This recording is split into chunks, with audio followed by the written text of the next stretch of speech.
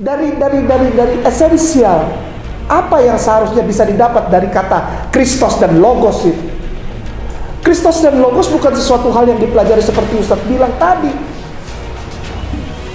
Afwan, ini keras Ustadz, karena ya keras, ya memang harus begitu. Karena waktunya sudah mepet Ustadz. Dengan kedatangan si gondrong itu kedua kali, kita nggak tahu dia gondrong apa enggak, kita nggak tahu. Kita nggak tahu.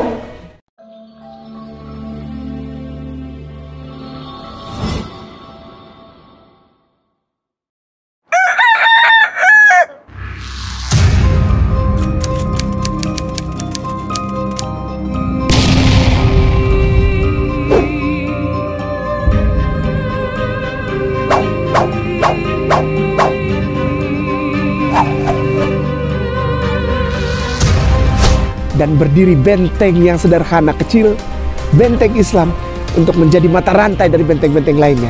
Kita akan bangun masjid di tanah ini. Dan kita jadikan masjid dan pusat dakwah peradaban Islamiyah.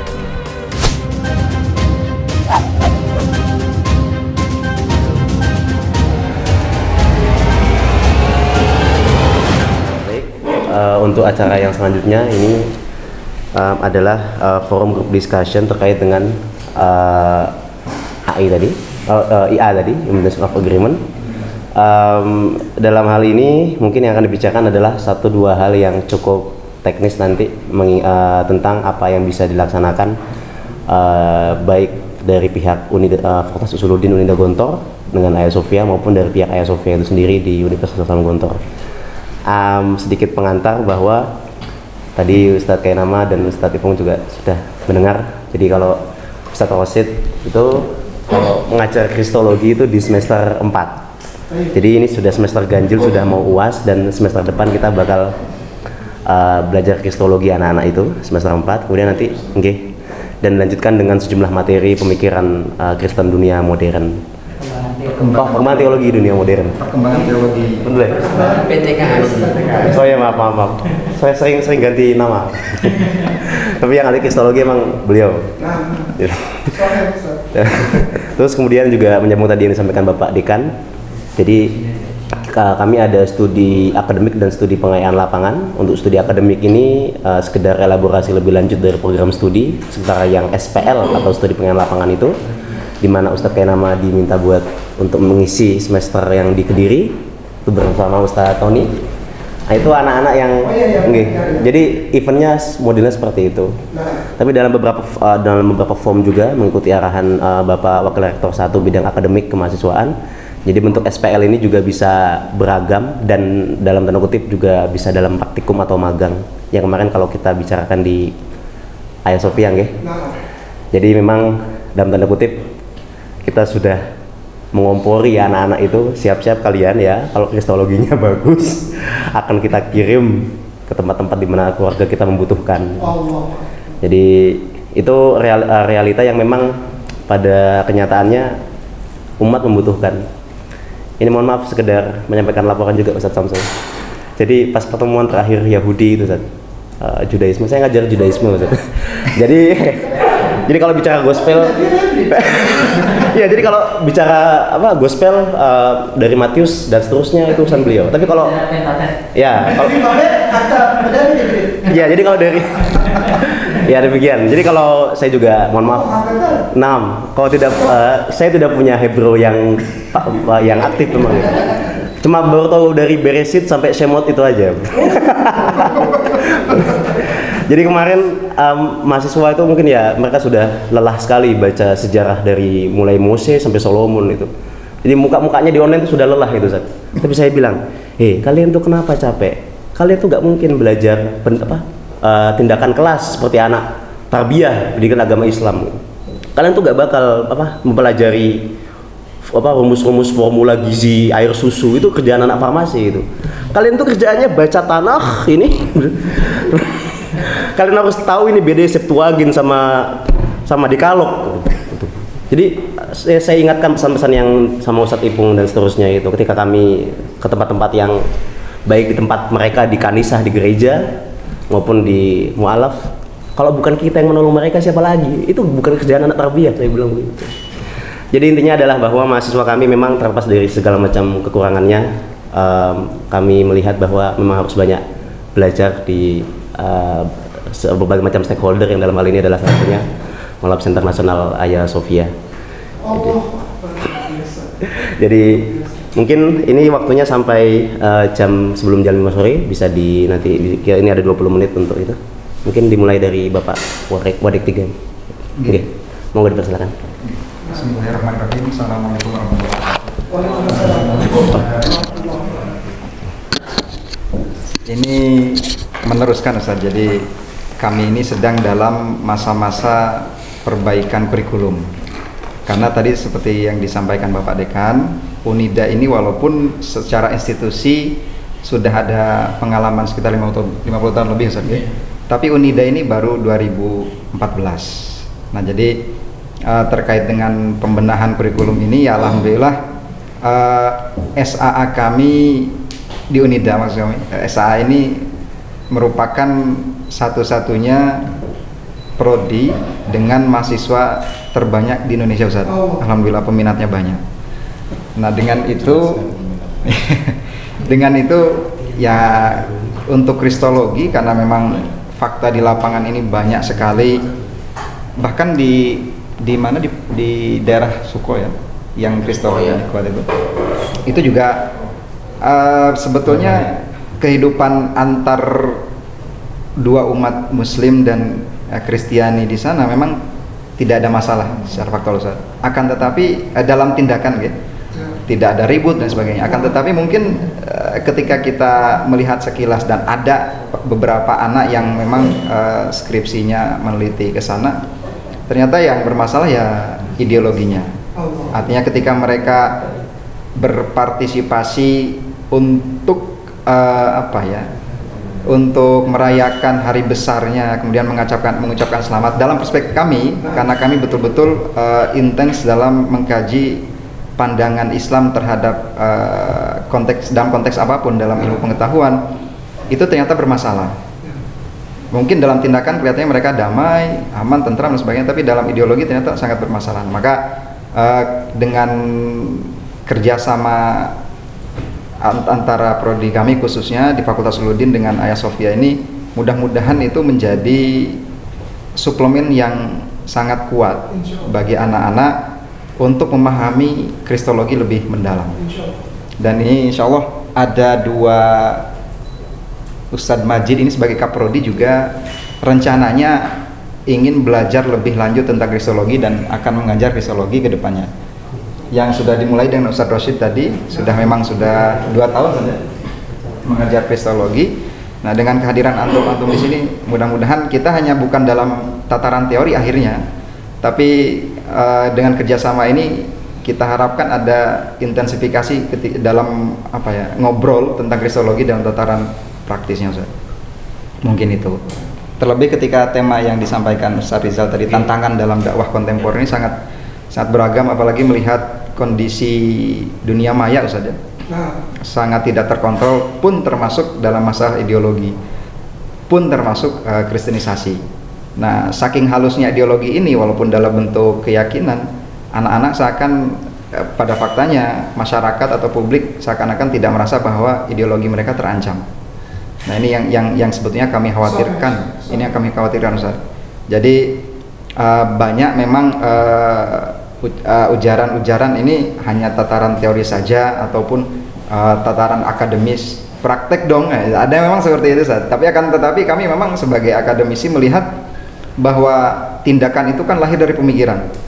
Dan kalau pemikirannya salah, tindakan juga akan berakhir dengan kesalahan. Itulah mungkin disebut juga niat. Nah, dengan kerjasama ini mudah-mudahan ke depan terkhusus kurikulum kristologi dan Judaism, karena Masya Allah tadi kami mendengar ketika di resto Ustadz Kainama ini bicara ke saya Ustadz pakai bahasa Hebrew dan saya sama sekali nggak paham apa. Dan kayaknya Ustadz Rizal ketika saya juga nggak tahu saya ngomong apa. Oke. Berarti kita impas. Karena tadi saya lihat Ustadz Rizal juga ketika bicara bahasa Hebrew yang pas-pasan, kelihatannya antum juga kurang paham. Entah karena pronunciasi yang salah. Menjatuhkan seorang. Maka akademisi. Baik, Wah, sana etika itu. Baik, entah karena menurut prosesnya yang salah atau bagaimana. Nah, Ustaz. Nah, kami ingin di sini ingin membuka apa ya? Semacam dialog walaupun sangat singkat, 10 sampai 15 menit kira-kira yang paling tepat untuk diterapkan dalam kristologi ini apa, Ustaz? Nah, ini monggo silakan, mungkin antum bisa memaparkan dengan singkat. Saya minta izin kepada Yai dan juga kepada Ustaz Ipung, Ustaz Fitra, aku minta izin. Kalau diperbolehkan aku yang menjawab ini. Syukran. Bismillahirrahmanirrahim. Assalamualaikum warahmatullahi wabarakatuh. Asyhadu an la ilaha illallah wa asyhadu anna Muhammadar Rasulullah. Raditu billahi rabba wa bil islami dinna wa bi Muhammadin sallallahu alaihi wasallam nabiyya wa rasulah. Para tuan guruku, para praktisi akademisi, praktisi sains, praktisi ilmiah. Sebetulnya ketika tadi Ustadz sampaikan, waktu Ustadz sampaikan saya belum dapat sebetulnya apa. Timnya gitu belum dapat. Tapi alhamdulillah begitu kedua tuan guru ini menyampaikannya, saya sebetulnya menangis, karena sejak pertama kali saya mengucapkan 2 kalimat syahadat lalu orang tahu saya ada di dunia kristologi, itu salah. Yang benar itu yang rencana ini bersama ya. Tidak pernah ada orang yang mau mengambil kristologi sebagai satu cabang ilmu pengetahuan yang diajarkan di dalam satu institusi yang legal, yang formal. Tidak ada yang mau, Ustaz. Tidak ada yang mau. Kita para mu'alaf yang belajar teologi secara formal ini saya mewakili mereka semua ini. Hari ini saya duduk di hadapan orang yang mengerti how to treat Christology. Enggak ada yang, Ustaznya, Ibu, kita jalan dimaki-maki orang, diapain? Enggak ada yang seperti ini, Ustaz. Baru, bukan saya memuji karena saya makan sate tadi, bukan. Tapi baru kampus ini, baru institusi ini yang mengutarakan seperti yang Ustaz bilang tadi, bahwa mengambil kristologi dan ditempatkan di ranah yang proporsional. Karena selama ini afwan Ustaz, saya lihat dari Ambon, jadi saya tidak biasa pakai kata-kata manis, Kiai, maaf. Salah. Orang nggak tahu terus bicara, jadi so tahu. Jadi bukannya makin benar, makin jauh. Dari esensial apa yang seharusnya bisa didapat dari kata Kristos dan Logos itu. Kristos dan Logos bukan sesuatu hal yang dipelajari seperti Ustadz bilang tadi. Afwan, ini keras Ustadz, karena ya keras, memang harus begitu. Karena waktunya sudah mepet Ustadz. Dengan kedatangan si gondrong itu kedua kali, kita nggak tahu dia gondrong apa enggak, kita nggak tahu. Kita nggak tahu. Tapi waktunya sudah dekat. Dan dari waktu ini dekat ini, pemahaman kristologi bukan mengarah kepada esensial yang seharusnya Kristus dan Logos ini menyatukan, walaupun tidak perlu mereka jadi Islam. Nah, tapi deal itu bukan masalah.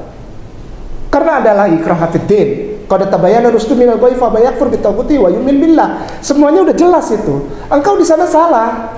Jelas itu, kita udah nggak usah. Dan jangan takut dibilang kita kasar gitu, karena untuk sesuatu kebenaran jangan bubur terus Ustaz. Sekali-sekali nasi goreng. Orang kalau makan bubur terus lemas. Ustazku, aku tadi mau nangis ketika Ustaz bilang kita mau bawa ini ke dalam satu tatanan yang terlingkup di dalam kurikulum. Belum pernah ada orang yang ngomong gitu. Kiai, belum pernah ada orang yang ngomong gitu. Belum pernah ada. Baru sore ini saya dengar. Dan hati saya menangis. Karena apa? Karena ada satu kesadaran yang timbul dari kasih sayang dan cintanya Allah untuk menempatkan kata Kristos Logos di dalam satu performanya yang proporsional. If you know nothing about Christology, shut your mouth up and don't talk a bit. Karena itu akan membuat kacau semuanya. Pemandangan orang Kristen dan Katolik kepada kita jadi makin benci, Ustaz. Karena apa yang kita sampaikan itu selalu dianggap menghina mereka, menyerang, lalu mengunderestimate, menginsulting mereka. Padahal semua yang diusahakan oleh orang Islam itu berdasarkan data. Insya Allah Ayah Sofia, Ustadz Ipung akan memberikan semua bantuan di bidang itu. Dan insya Allah kita bersama-sama mengucap syukur kepada Allah karena saya bersama Ustadz Ipung dan Ustadz Fitra saya selalu sedih kalau ngomongin Karena saudara kita banyak yang makin jauh, Ustaz. Jauh. Orang Islam nggak sadar bahwa dia sedang dirubah untuk dia. Ada hadis yang sangat luar biasa dari Rasulullah Muhammad SAW. Engkau akan mengikuti mereka, bahkan ke dalam lubang dom. Lalu para sahabat bertanya, Yahudi dan Nasara ya Rasulullah. Faman, kata Rasulullah. Siapa lagi? Enggak sadar. Ustaz tadi ngomong, saya sedih, Ustaz. Karena itu terjadi, Ustaz. Kita sama Ustaz Ipung jalan, sama Ustaz Fitra jalan. Saya sama beliau-beliau ini pernah berantem, Ustaz. Berantem bukan cuma ngomong, udah fisik. Karena apa? Karena ada satu dua hal yang kita nggak ketemu. Tapi akhirnya Allah bukakan jalan dan kita ketemu. Kita berantem di tengah hutan, Ustaz. Di tengah hutan kita berantem. Di tengah hutan. Karena saya masih menekankan apa itu pemahaman. Padahal harus melihat situasi. Dan saya bersyukur institusi ini membawa kata Kristos dan Logos kepada pemahaman sains ilmiah. Supaya orang di sana lihat Kristos Logos bukan bahan dagangan seperti kacang rebus. YouTube itu udah kayak bahan dagangan. Ini direkam saya, insya Allah nggak diedit. Kepada para YouTuber yang bilang apologetics dan para YouTuber Christologist, come on, you make Christology look like kacang goreng, sangat murah. Ketika kata Kristos Logos itu kembali, Ustaz, insya Allah tidak perlu dibilang bahwa mereka itu ada di tempat yang berbeda.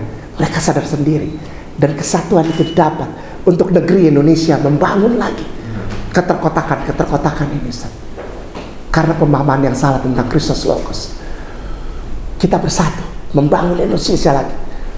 Kita bersatu lagi, saling bergandeng tangan lagi dan membuktikan Bhinneka Tunggal Ika justru dimulai dari akademisi Islam. Barakallahu fikum. Assalamualaikum. Assalamualaikum.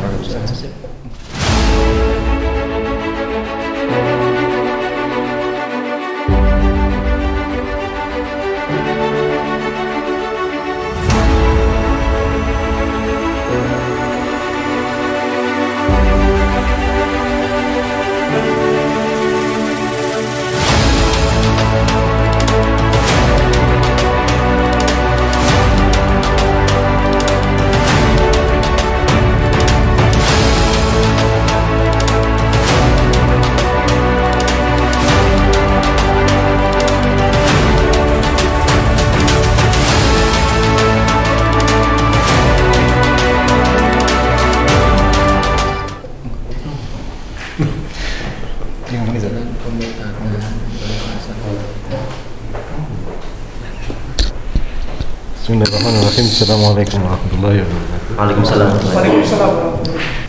Masatid yang saya hormati, rekan-rekan dari Mu'alaf Center Nasional Hagia Sophia. Saya berada di Direktorat Kepesantrenan di Unida ini, kemudian juga bagian dari Usuluddin. Jadi menarik diskusi tentang kepedulian. Ini saya juga ikut terharu, hampir nangis ketika Ustaz Kainama bicara. Ini semangat dan api yang di dalam hatinya itu membakar kita, dan kita butuh satu komunitas yang sama-sama berpegang erat untuk jalan dakwah itu. Tapi problem anak-anak muda saat ini yang saya tangani di pesantren universitas ini, karena ini sebuah sistem yang mungkin farid di dunia, satu-satunya sistem universitas pesantren. Saya tidak mengatakan bahwa tidak ada pesantren di universitas di luar, tapi model universitas pesantren Gontor itu satu-satunya hanya di sini. Kalau di luar itu mungkin pesantren punya universitas, atau universitas punya pesantren. Tapi Universitas Gontor ini adalah universitas dengan sistem pesantren itu yang nggak sama, sehingga pengelolaannya bagaimana mahasiswa santri itu karakter dan bentuknya itu memiliki sebuah sistem sendiri untuk dikelola. Nah, tantangan pluralisme agama di luar tentang ini kan tantangan juga bagi ide-ide yang masuk di dalam pemikiran anak-anak muda sekarang, apalagi Fakultas Usuluddin di universitas-universitas itu justru menjadi uculuddin gitu. Jadi agamanya jadi ucul ketika masuk sebuah Fakultas Usuluddin. Dan aneh di Unida ini kok ada studi agama-agama gitu kan, bicara tentang agama-agama, padahal ini program studi yang nggak laku di Yogyakarta.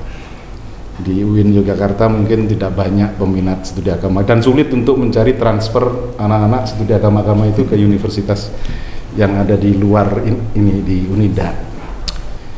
Jadi nanti kalau Pak Wakil Dekan menyebut bahwa kita satu-satunya universitas yang punya konsen di dalam studi agama-agama ini, karena memang dari awal Gontor itu tujuannya adalah kembali ke masyarakat. Kembali ke masyarakat itu adalah satu bentuk orientasi pendidikan di Gontor. Kembali ke masyarakat, ijazahmu di masyarakat, menjadi manusia yang bermanfaat untuk manusia yang lainnya, sehingga masyarakatmu itu beragam keyakinan dan beragam budaya dan lain sebagainya. Kembali ke masyarakat artinya Anda tahu benar di mana kamu berdiri di masyarakat yang seperti apa, sehingga kemudian perlu diajari. Di kelas 5 di Gontor itu ada pelajaran Al-Adian. Jadi ada pelajaran tentang agama-agama, sebab tingkat 2 SMA. Itu maka karena itu kemudian wajar kalau pertama sekali diadakan pendidikan IPD saat dibangun itu kemudian ada studi agama-agama. Karena akan disiapkan anak-anak yang targetnya bukan menjadi pegawai, targetnya adalah berkhidmah kepada masyarakat. Sama dengan Ayah Sofia ini, saya kira sebagai bentuk pengabdian dan ukuran bahwa Anda diijazai oleh kiaimu seberapa besar manfaatmu di masyarakat. Saya pikir itu problem yang kita hadapi untuk menyiapkan generasi untuk bisa kembali masyarakat. Tantangannya adalah pemikiran. Pemikiran yang paling rawan untuk merusak akidah adalah ya cara berislam yang salah. Cara yang berislam yang salah mungkin kemasukan daya tarik dari cara akidah agama lain dan seterusnya. Karena itu ada pertanyaan begini ke Prof. Hamid di sini sebagai rektor. Bagaimana pertanyaan, kalau kaki boleh Anda potong, tapi siapa yang bisa memotong mimpi? Dan mimpi anak-anak itu dipengaruhi oleh begitu banyak apa yang dia lihat, apa yang dia baca, apa yang dia ini, dan ini kan wilayah bebas pasar ide dan lain sebagainya. Orang bisa bicara apa, orang bisa nonton apapun, sehingga kemudian mempengaruhi mindset dan konsep itu. Dan kesulitan kita dalam membangun anak-anak yang kayak gini adalah masuknya ide-ide asing, marxisme, pluralisme, liberalisme, jadi keyakinan terhadap toleransi yang kebablasan dan seterusnya. Kemudian apalagi dipecah lagi dengan komunitas-komunitas yang nggak sepakat dengan ide yang benar tentang ya di dalam Islam sendiri tumbuh madzhab yang kemudian mendukung. Ya mungkin Ayah Sofia juga mungkin punya banyak lawan lah yang akan menuduh terlalu Wahabi atau radikal atau tidak toleran atau terlalu apa gitu. Sama dengan Gontor dituduh dengan banyak pikiran itu. Radikal. ini masuk ke klaim radikal itu. Dan seterusnya. Ya, itu kemudian beliau mengatakan begini, jawaban Prof. Hamid itu ketika ditanya bagaimana membunuh mimpi. Nah, dalam satu kesempatan beliau mengatakan tidak ada masalah yang tidak bisa kita selesaikan di Unida. Anda bicara apapun tentang agama apa, silahkan tergoda dengan akidah apa, tetapi jangan keluar dan masih mempermasalahkan Islam. Anda datang ke tempat saya, duduk di sini dan kita diskusikan apa problem yang membuat Anda menjadi tidak yakin terhadap kebenaran Islam, termasuk segala model pemikiran dan seterusnya. Karena itu kemudian kita punya apa yang disebut sebagai mimbar Jumat. Artinya setelah selesai Jumat, Pak Rektor bicara, mengarahkan mahasiswanya, dan itu didengar oleh seluruh mahasiswa yang ada di sini. Itu kelebihan kita punya 24 jam kali berapa tahun dia hidup di sini dan coba dibangun worldview-nya, artinya cara pandang Islamnya itu. Meskipun dia mempelajari agama-agama, mempelajari keyakinan-keyakinan orang lain, tapi selagi cara melihatnya itu di framing dengan cara Islam, maka dia akan lebih bermanfaat insya Allah ke depannya. Dan tadi apalagi dapat dukungan dari orang-orang yang sudah punya pengalaman di lapangan, tahu persis bagaimana bersentuhan dengan masyarakat, tahu persis bagaimana perkembangan pemikiran tentang Kristen di masyarakat. Saya pikir maghrib nanti harus dibakar mahasiswa. Semangat perjuangan dan semangat untuk menjadi bermanfaat di masyarakat, karena dalam bahasa beliau, anak-anak Unida ini secara santri adalah mahasiswa yang santri seharusnya. Dia dipanggil ustadz. Jadi Anda adalah sarjana yang ustadz. Apapun prodimu, tetapi kamu tetap ustadz. Anda boleh bicara farmasi, Anda boleh bicara HI, Anda boleh bicara teknologi, tapi laki-laki tetap ustadz itu tidak boleh hilang. Anda ustadz. Yang terpenting adalah bagaimana menjadi ustadz, bukan menjadi suksesan tidak pada prodi. Suksesan adalah pada skill yang kamu miliki untuk kembali kepada masyarakatmu. Maka ada lintas prodi. Bisa jadi anak-anak HI itu belajar agama-agama di Usuluddin. Bisa jadi anak Usuluddin itu belajar untuk penelitiannya dengan anak-anak farmasi. Jadi di sini karena tempatnya memungkinkan untuk sharing, dia 24 jam bertemu dalam satu waktu, terjadilah intersection gitu ya, namanya antara prodi-prodi yang itu. Artinya tantangan bagi SAA adalah mengembangkan kurikulumnya agar menjadi daya tarik bagi prodi-prodi yang lain untuk melirik ke prodi SAA. Itu yang tadi kenapa Pak Wakil itu meminta barangkali ada masukan bagaimana mengkonstruk sebuah program studi SAA yang khususnya masalah urgent, bagaimana menyelamatkan akidah ini dari pengaruh tadi, pengaruh menjadi pengikut mereka pelan-pelan tanpa sadar. Nah, kalau boleh nanti malam setelah maghrib itu bicara bagaimana tantangan anak-anak muda di depan berkaitan dengan pemikiran, perjuangan teman-teman di Hagia Sophia dan banyak tempat-tempat yang lain. Saya kira itu yang barangkali bisa saya sampaikan mewakili rekan-rekan. Assalamualaikum warahmatullahi wabarakatuh. Waalaikumsalam warahmatullahi wabarakatuh. Baik, alhamdulillah. Ini mohon maaf pas sekali jam 5 sore. Ini luar biasa sudah. Secara umum kami kira sudah dari pihak Hagia Sophia sudah bisa mendengarkan kurang lebih ya inilah Fakultas Usuluddin, khususnya program studi agama-agama, dan dari prodi SAA Fakultas Usuluddin juga sudah sedikit banyak mendengar curahan hati, tantangan yang dihadapi oleh kawan-kawan di Hagia Sophia. Terkait dengan yang tadi untuk Badan Maghrib, Ustaz, tadi pagi jam 9 kami ngadep Prof. Hamid, beliau juga sudah menyatakan oh iya, dan beliau nyebut Kohani. Tapi saya bilang, oh maaf Ustaz, ini Kohani ya, enggak ada. Oh iya nggak apa-apa ya.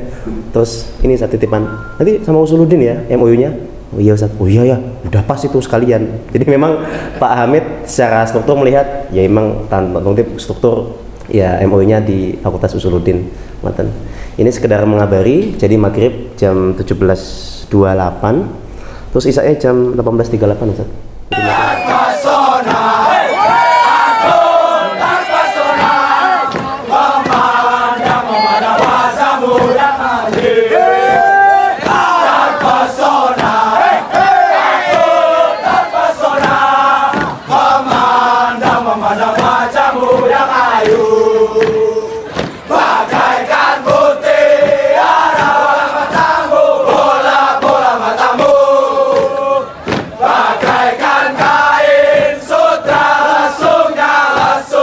Bebemos